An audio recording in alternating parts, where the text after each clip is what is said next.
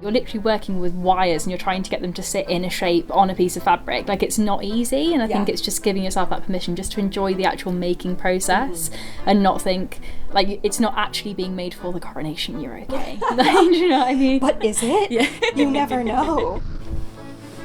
Friends, Romans, crafty people, I know you know how it is. You discover a new craft, and suddenly you have to incorporate that craft into everything you do. And suddenly you're having an existential crisis, realizing how unjust the human lifespan is when there are just so many things to get your fingies on. It's embroidery, I'm talking about embroidery, and in this specific context, Goldwork embroidery. And it basically involves stitching with actual gold. And this is a process that has been around for thousands of years, and there has not been a way yet to do this technique by machine. Lyra, don't eat that. Lyra, that's not food. You just don't care. My Goldwork obsession began when I was accidentally introduced to it during a previous 18th century project which involved a little bit of goldwork. I just had no concept of what Goldwork was, what it was like to do, until I was exposed to the process, specifically with hand and lock embroiderers who I commissioned to do this waistcoat project. But the conversation about Goldwork never quite finished, and Goldwork ended up being a really huge inspiration in one of my past projects, the Harvest Moon Gown. Once again, I was in touch with hand and lock, just talking about the feasibility of incorporating it into projects. It ended up not being quite right for that particular garment, but it exposed me to the whole tradition of this craft, and I just wanted to know more. So with Goldwork, it tarnishes, so you can see here, so it tarnishes down to this beautiful kind of dark brown colour, but it would have been originally this sort of colour. Wow. So this gold is your original colour for Goldwork. So then you can sort of see with these jars, the tarnishing process, it kind of goes from this really bright shade right down to the dark shade. I think it's really beautiful when it tarnishes. It's got such a nice sort of patina on it. When we think of old things, we think of things in these, the other side sort of color. But in reality, history would have looked like this. It would have been bright, and it would have been bold and sparkling and shiny and new. But, you know, if you put something like this in a film, it's like, it doesn't look right. It looks too clean. Yeah, it doesn't Very often we see that criticism a lot on, like, in costume and period costume and fantasy costume films. It looks too clean. Why does it look so clean? It's because it would have looked like that. We're used to seeing history like this. Yeah. But this is just, 100 years later. Yeah. So we believe that the practice of goldwork originated in Han Dynasty China. From there, it makes its way through Japan, through India, through Egypt, through Persia, and eventually finds its way to England. And it really has an explosion during the early medieval period. There was a period of English history called Opus Anglicanum, and that is basically where the ecclesiastical side of it really sort of took off, and then it really became popular as well in the Tudor court as well, so for people like Mary Queen of Scots, Elizabeth I, and then coming right through to sort of modern day. We use it in loads of different things, from ceremonial things for the coronation, for the royal family. For Beyonce's Renaissance World Tour, we did a collaboration with Peter Dundas, so we did 2 little Beyonce bees for her hat. So right through from 17th century to Beyonce. Wow, and have the techniques changed much? No, they're exactly the same. Oh, that's incredible. Yeah. I mean, there is a long history of military fashion influencing couture. Definitely, and you have to make sure that when you're doing things like that you change it by a certain percentage. Right. So there's a lot of kind of pride when it comes to kind of military regiments, as you know there should be. So whenever we're designing things, we have to make sure that we're changing them by a certain percentage so that we're not designing anything that's too similar. So especially with that kind of fashion element, if someone does want something that's kind of military inspired, you have to make sure that you're changing it to be respectful to where it comes from. Right. Obviously, the glaring factor that you notice when you look into the history of goldwork is its prevalence almost exclusively in military, in ecclesiastical, in royal dress, all these very institutional organizations. And the reason for that being is that it is expensive. This feels like a sandwich, like I want to... Anyway, the amount of labor in making the goldwork materials themselves is enormous, but then of course the labor that goes into goldwork is also extraordinary. In traditional goldwork, you've got various materials, but the main ones that we use are rough bullion and smooth bullion. So you've got those here. The smooth is the shiny and the rough is the more matte looking bullion. And then for highlighted areas, we use the more glittery, twinkly, bright check, which is spun in a different way. And so the light hits it differently and you get more of a shine off it. If you pull it from the end, you'll see that it stretches out into a fine wire. So it's basically a very fine wire that's spun into a spring. When we're working with it, we avoid doing this at all costs usually, unless you're doing a special technique where you're running some thread through it, because you can't put it back into the spring. Okay, right. It's not funny at all. It's a serious embroidery business. And if we look at our design and we select an area that we want to cover, so we want to go from one side of this little pane on the wing to the other side. So we snip it with our scissors to the length that we need, and then you have in essence a flexible bead. First of all, before we start, we're going to wax our thread with beeswax, which helps the thread to run smoothly through the fabric and through the central hole of the bullion. And then we come up on one side, and then you pick up the bullion and you thread the needle through the hole in the bullion, bring it all the way down to the end, and then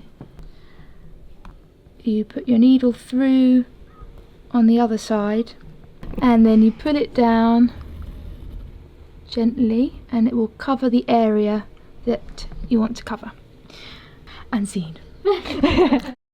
So if we look at the bright check, which is the more sparkly bullion, and we stretch that one out and compare it to the rough and smooth bullion, it catches the light in a different way to the rough and smooth, because instead of being wound round a rod, it's wound round a rod that is faceted, so a sort of hexagonal-ish shape, and it catches the light in a more twinkly way than the smooth and the rough.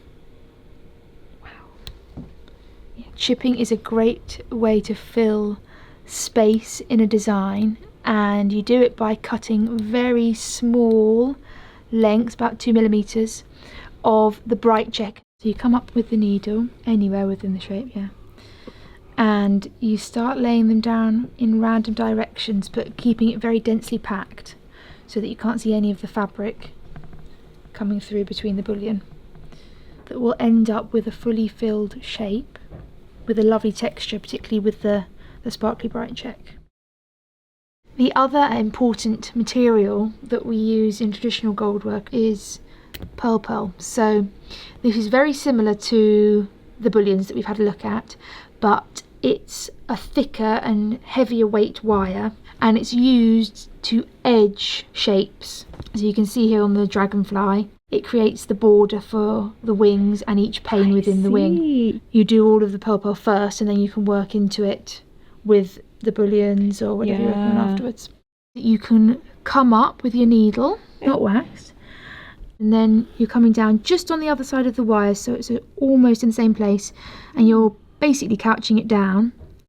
A trick is if you can't get to the very tip of the purl to secure it down, you can go a little bit further and then twist the purl so that you're moving the purl along under the stitch. Oh, that's so tricky. And then you can move on to the next one. And then when you pull it down, your thread will disappear into one of the gaps that you've created by slightly stretching it. And then you can move on to the next one. And then as you go along, the purl will slowly become secured to the fabric. Wow. But it's one thing to watch a craft being done and to learn it in theory. It's a whole different game to actually get your hands on it and to try it out for yourself. Where we ended up instead was developing a Goldwork kit for, others as well, but primarily for me, to learn the technique of goldwork. Gold, silver and copper are the more traditional tones, but now you can basically make any composition. So you've got everything from these, which are silk wrapped pearls, so you can actually create bullions that feel like fabric. So with the military things and the ceremonial side of it, you can take absolutely 0% creative license. It has to be done in accordance with history, but with the stuff for fashion houses and things like that, we definitely have a lot of creative license, which is lovely. This is very traditional, even though the design is very contemporary, whereas things like this, these are, you can literally crush the bullions, which is as far from tradition as you can probably get. So the pearl here, you can actually wrap it with a colour inside, so it's actually got an olive thread running through the middle of it. You can have all different tones, all different patterns, you can have all different textures within them, so you can combine them with things like beads, pearls, crystals, so the kind of design opportunities are pretty much endless. We wanted to continue with the Harvest Moon theme for this design and ended up with 2 different options. A more harvest theme with wheat sheaves and a moon option with a moon and some wheat. So we ended up working together to develop what was supposed to be one kit, but because of indecision, not only on my part and my team's part and all of Hand and Lock's part, but also on your part when I put this out to a vote, no one could decide which one we liked better, so they ended up doing both. We have 2 Goldwork kits! Oh my god, it's so heavy. It's lovely, isn't it, William? This was such a good decision to do both. To do both, yeah. And it ended up working out really well because the kits focus on slightly different working methods. My assistant Marley has taken on one and I've taken on the other, just getting to compare and see what techniques we're both doing and which techniques one kit has versus the other kit. It was so interesting to explore all the different techniques because all of them have such different effects. Listen, we made a terrible mistake, and do not make this mistake if you are listening to this video, where we got very excited and we took everything out of the packages and then we didn't know what was what anymore.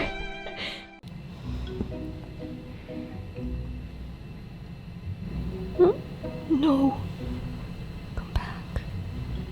I'm definitely finding a preference for certain techniques and a, so far not preference for other techniques. There's the cutwork, which I found particularly challenging. This one took the most for me to kind of get used to. It's where you cut the bullion into specific shapes that you're meant to put them on. And it's the technique I think that probably most requires a muscle memory or a hand to it. Do not be concerned if you are not getting this right the first time. It certainly took me some time to really get my hand around it. Marley actually started with the cutwork and, you know, was going on about, oh my god, what have I got myself into? You know, having difficulty really figuring it out, and, you know, within an hour or 2, she was really getting the hang of it. Then, of course, I began my kit, and I was like, oh my god, Marley, help, how did you do this? So there's definitely a learning curve to the cutwork. There's the chip work, which is where you take the really crunchy, really shiny bullion and you cut it up really tiny and you just sew it on randomly to create this really sparkly, really crunchy, textural, gorgeous, sparkling little filled in effect. This was probably my favorite technique to work on. It's just so crunchy. Yum. It is really like beading, this step. This is definitely more on the beading side of things. And yeah, 11 out of 10. Really enjoy the chip work. The Harvest Moon kit has a little bit of traditional embroidery, the thread work on the bird, which I actually don't have as much experience in as I would like, and so it was also really great for me to get more into the actual embroidery side of things. I expect if you are already an embroiderer, it will be a nice little breath of fresh air. Then there's the couching of the Purl, which is the really heavy, stiff bullion. That little trick to sort of stretch it ever so slightly just to allow the thread to pass through was a really good trick. It's a fairly quick stage of this particular kit, and it really helps the shape sort of come to life because it starts to bring out that outline that you can then just sort of mindlessly fill in with chip work or cut work or whatever else you're filling it in with. Wow. Oh my god, it's so shiny. We wanted to know how long would something like this take, because the kits alone that we're doing are like, Oh yeah. this is going to take me many, many hours for something this big. Yeah. For a professional goldwork embroiderer who's working solely with these sorts of techniques, obviously they're speedier than the average person. Yes. with something like this. We're like, wait, But- how does this work? Why is this taking like 45 hours? I would estimate this jacket to be a month's work for a number of embroiderers working on it simultaneously. So it depends how many people you've got working on it. If you were going to have a crack at it, yeah, then probably a year. Or At least. At least, yeah. This is so heavy. It's so heavy. This is not an antique. We are disclaiming this now. This is a reproduction. Do not do this with antiques. There's kind of two ways that we do it. So we either create the embroidery as a panel piece, so this is sort of similar. One of the goals when we decided to make this kit into a publicly available thing for anyone to partake in is that I really wanted it to be made into something, and I really wanted to emphasize the fact that this incredible amount of labor that is done in so artistic a fashion is primarily meant to be used on a garment. It's meant to be worn and shown off, and they should be made into something that's useful to you and that you will get to enjoy. I actually ended up initially making a bag out of this one to accompany my Harvest Moon project, which incidentally also doubled as a lens case. I ended up unpicking that and making that into a pillow because, you know, our studio has been quite lacking in pillows. Pillow stuffing is just the best task for dealing with all of your textile waste because it just consumes so much of it. I think this is about 2 years of coleslaw, if you will. Cabbage, off-cut scrap cabbage that has been cut down into coleslaw that has just all gone into this pillow, and it could have taken more if I wanted to be even more dense and fluffy. Okay, so mine is the fuzz. Ooh. We have a pillow. Can we take a nap? Yeah. Yes. Marley decided to make hers into the cutest little tea cozy. Just, you know, as we were sitting there hand stitching our little projects, we were brainstorming a list of what could we possibly make. The decision was really difficult because, like, how do you settle on just one thing to make out of it? But a small collection of examples, this could also be made into a pincushion, a little patch pocket, or a tie-on 18th century style pocket. It could be cut out and appliqued onto a garment, which I highly considered doing for the Harvest Moon project. It could be used as a quilt patch, or made into an ornament, or a stomacher, even perhaps a pig pouch, although perhaps for slightly better behaved pigs than my current girls, who currently are creatures of mass destruction, and cannot have anything nice. But the possibilities really are endless. Look at her. Hello? Who's she? Is she cute? Oh my god. And then you go, ready? It has been quite a journey getting acquainted with these new techniques and exploring the history of this craft because the history ended up being so fascinating as well. I now feel like I have much more of a technical hands-on understanding of what goldwork is like, how each different material and each different technique expresses itself differently on a garment, and how they can be combined to illustrate certain textures and motifs. Getting my hands on the techniques and actually feeling for myself the amount of labor that is involved in creating just the small sample that I was given by Hand and Lock to recreate for myself is absolutely mind-blowing. Granted, the professionals work a lot faster than I do, and this is something I definitely noticed as I progressed through the kit, that I did get faster slightly, but only to an extent, because part of the nature of goldwork, it's very precise. Each little bit of bullion has to be cut specifically to size, like to the micromillimeter, to create the leaves and the motifs. But despite all of the precision, it's really difficult to mess up. Obviously, you can make a bit of goldwork that doesn't look like what you were intending it to look like. But because you're working with such stunning materials and you're creating something with such dimension and texture, it's gonna look gorgeous. You still end up with this really beautiful piece of art at the end of it. Speaking of pieces of art, if you enjoy videos about, say, exploring the history of thousand-year-old crafts, you will probably also enjoy my pal Abby's videos on corset history, or how about a video on bean-powered car? You will also very much enjoy Nebula. Nebula is the creator-led streaming platform bringing you the freshest, most exclusive, ad-free content from some of your most favorite creators, yours truly included. If I'm in fact not one of your favorite creators, that is awkward. Surely any one of these hundreds of guys more strike your fancy? Trust me, earlier this year, Danny went through every one of our past videos to cut out the sponsor reads, and now we release an exclusive, completely ad and sponsor-free Nebula cut of every video that comes out on this channel over on Nebula. No ad track, just good, clean guinea pig. We also tend to drop the Nebula videos a few hours early too, by the way, so... Plus, prepare ye for Nebula originals and exclusive content that never sees the light of YouTube, such as documentaries, game shows, political commentary, learning how to ride a penny farthing. Boomers, for example, is a feature-length documentary by creator Tom Nicholas exploring how the baby boomer generation became the most powerful generation in the world. It's a funny yet informative documentary where Tom traveled around the world with a crew to make it, and it really shows how much work is put into Nebula originals, both from the creator as well as from the support of the platform of Nebula itself, in order to make content on a whole different level from anything you could see anywhere else. Be sure to sign up for Nebula with the link in my description box below for 40% off. That is $36 per year or $3 a month. That is nebula.tv/Bernadette Banner for all that tasty, tasty content. Go forth.